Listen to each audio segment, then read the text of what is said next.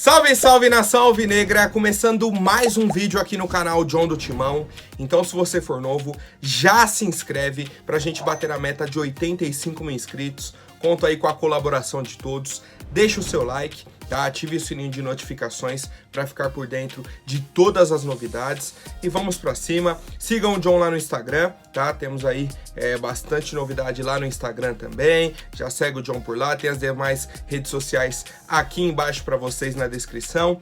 E vamos pra cima, sexta-feira, tá? Não é uma sexta-feira tão feliz assim para a torcida do Corinthians. Por um lado, uma vitória na Supercopa Feminina, por outro, uma derrota aí no Paulistão, tá? Mas é isso, rapaziada, vamos pra cima. Editor, pode rodar a vinheta. Salve o Corinthians! Bom, vamos começar com a classificação das brabas, tá? Para a final da Supercopa Feminina. A Supercopa começou aí nas quartas, tá? O Corinthians avançou, aí pegou ontem o Internacional em casa, tá? Lá na Neoquímica Arena, uma festa muito bonita da nossa torcida. Vencemos o Inter aí por 2-1. Tá, vitória aí por 2-1, gols da Diane e a Tamires de pênalti, tá, marcou aí para as brabas, e o Inter descontou aos 39 do segundo tempo com a Priscila. Foi um jogo equilibrado, tá? Um jogo bem equilibrado, principalmente no primeiro tempo, né? Com poucas chances. No segundo tempo ficou um pouco mais aberto, aí o Corinthians abre o placar, tá? Consegue imprimir um ritmo bom, o Inter também estava criando. Temos o pênalti, a gente abre o 2-0 e aí consegue manter o resultado, a vitória, né? Até o fim da partida. Parabéns para a nossa equipe. Agora, descansa hoje, treina amanhã. E tem um jogo domingo, a final contra a equipe do Flamengo. Ainda não temos questão de horário, tá? Nem o local. Esses dois pontos são importantes. A expectativa era que o jogo fosse na Neoquímica Arena, tá? Domingo tem São Paulo e Santos, 7 horas da noite. Então, por exemplo, se você coloca o clássico, que já tá às 7 horas da noite, você pode colocar a final da Supercopa mais cedo, no domingo. A Supercopa masculina, em outros anos não foi de manhã? 11 da manhã? Pô, John, mas é um horário ruim, isso e aquilo. Aí a gente pode debater, tá? Mas que dá pra encaixar esse jogo na Neoquímica Arena, sem dúvidas alguma, tá? Sem dúvidas alguma. E aí, eu quero saber o que vocês acharam da atuação de ontem, tá? Das brabas, dessa classificação aí, extremamente importante pra nossa equipe. E aí, tá, a gente seguiu feliz aí no finzinho de tarde até o início da noite. 9h30 começou São Bernardo e Corinthians. 9h33 estava 1-0 para o São Bernardo. E aí deu, sei lá, 11h30 da noite, eu me fiz o questionamento. Falei, pô, será que o Corinthians lembrou que tinha jogo hoje? Será que eles falaram, pô, tem um compromisso aqui, tem jogo, viu? A gente precisa ir pra lá e jogar futebol. Precisa entrar em campo, praticar o esporte. Porque ficou parecendo que o time não sabia que tinha um jogo marcado. Não sabia. Não dá pra gente avaliar quem foi o melhor ontem. Se for pra falar isso, na minha opinião, foi o Paulinho. Eu acho que o recorte tem que ser quem foi o menos pior ontem. Quem foi o menos pior ontem. Pô, se a gente pegar a atuação do Balbuena, do Dudu Queiroz, do Romero, Matheus Bidu. Pô, meu Deus do céu, cara. Praticaram um anti-futebol ontem. Feio, uma atuação extremamente feia do Corinthians. E aí temos diversos fatores. A equipe do São Bernardo tá com 14 pontos na tabela. Hoje, sexta-feira, dia 10 de fevereiro, se o São Bernardo estivesse em qualquer outro grupo do Campeonato Paulista, o São Bernardo seria líder, tá? Só não é líder, pois está no grupo do Palmeiras. Tá? O São Bernardo é o segundo colocado do grupo do Palmeiras, com 14 pontos. O Corinthians tem 13, São Paulo tem 11, o Bragantino tem 13. Na classificação geral, o São Bernardo tá na frente do Corinthians, tá na frente do Bragantino, São Paulo, Água Santa. Só o Palmeiras tá com 17, o segundo é o São Bernardo com 14. Então assim, é um time organizado. O Corinthians poderia perder? Vamos colocar, poderia. É um jogo de futebol. Às vezes o São Bernardo entra muito melhor, faz o resultado e ponto. A questão é, o Corinthians não entrou em campo. O Corinthians não buscou vencer. O Corinthians teve 15 finalizações e apenas uma no gol. Pô, você tá assistindo o jogo, é uma sensação até estranha. Porque você olha e fala, meu Deus do céu, não é possível que eu tô vendo isso, cara. Não é possível que tá acontecendo isso na minha frente. Que o time não consegue jogar bola. Não consegue, cara. E aí, o principal, depois de atuações, que a gente elogiou muito. E por quê? Porque você fez uma rotação na sua equipe.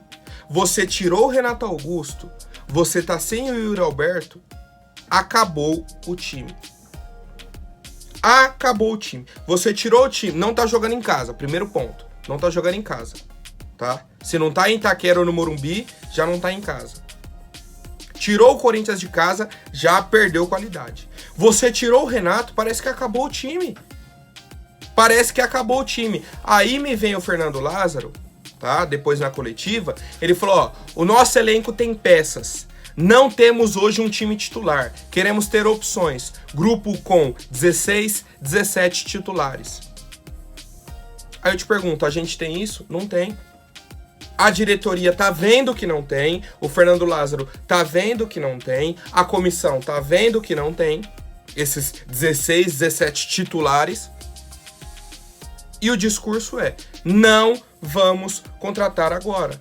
O Paulista vai servir de laboratório. Aí acaba o Paulista, já inicia Libertadores e Brasileirão. Aí você tem 2 semanas para contratar, 1 semana para contratar. Aí a diretoria vai falar, mas tivemos pouco tempo depois do Paulista para fazer as contratações.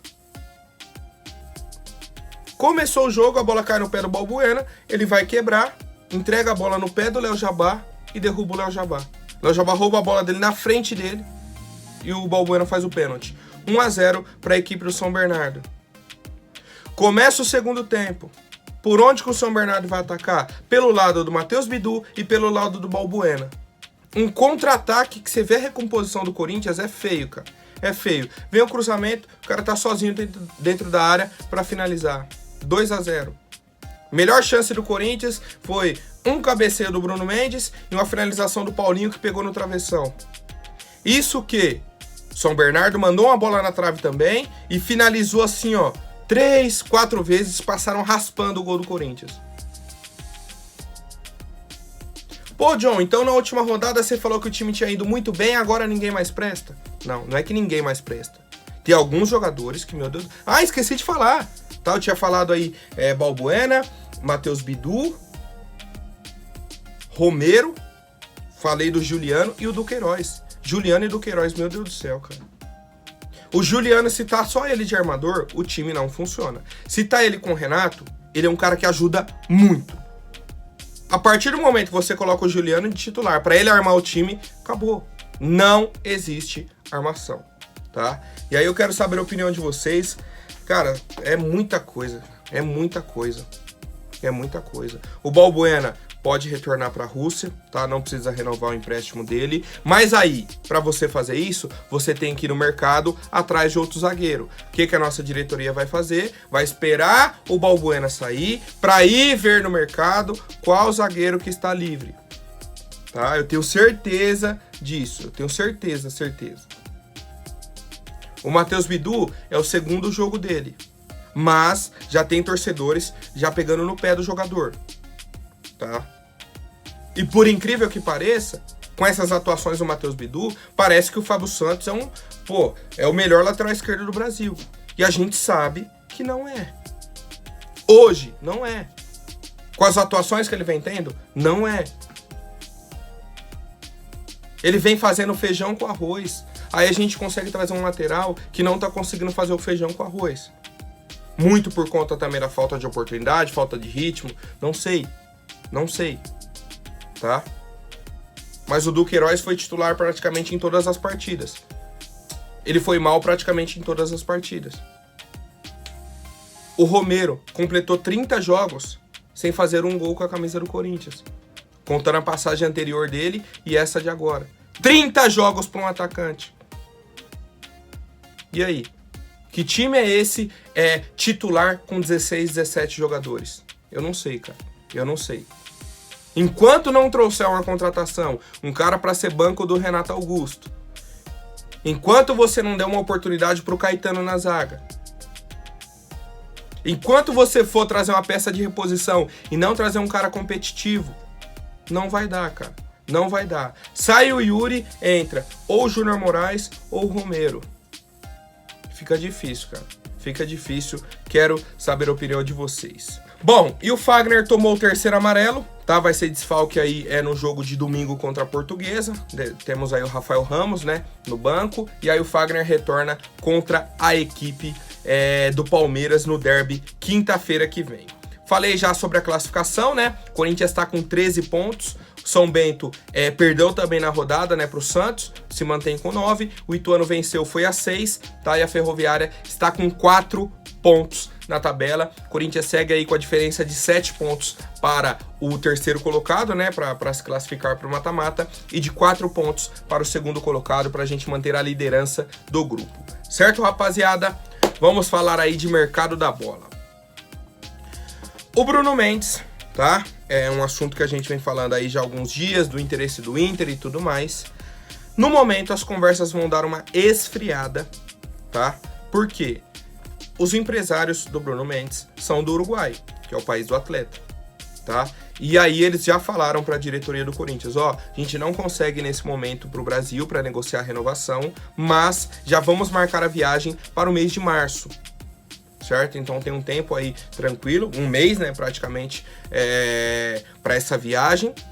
E aí vai abrir as conversas, tá? Vão abrir as conversas de renovação entre o Corinthians e o Bruno Mendes. Na minha visão, Bruno Mendes entendeu que ele tem a chance de ser titular durante a temporada do Corinthians. E é uma oportunidade muito boa para ele. Muito boa.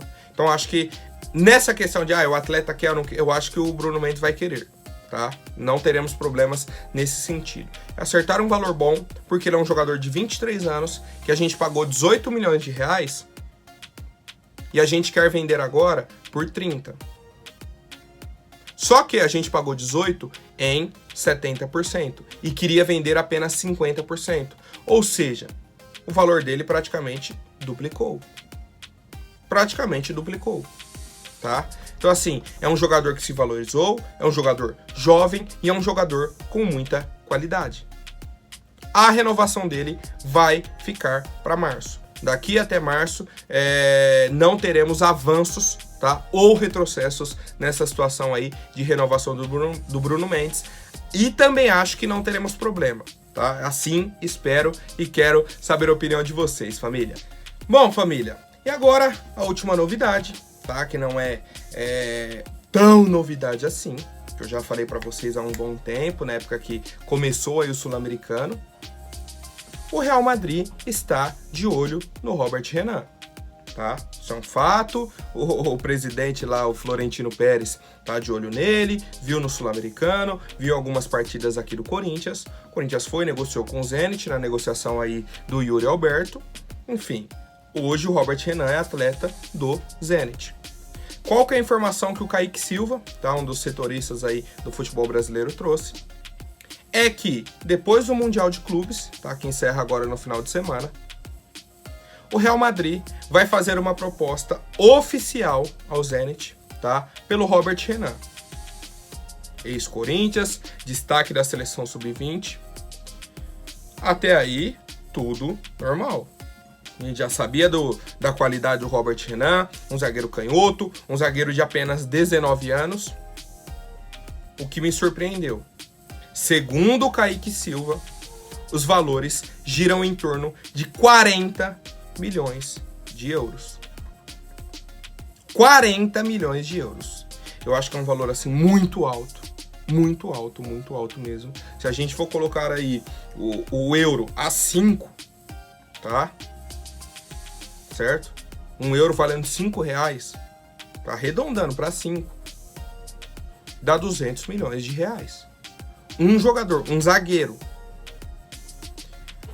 Dentro do Corinthians, eu acho que era muito difícil o Robert Renan sair a esse preço.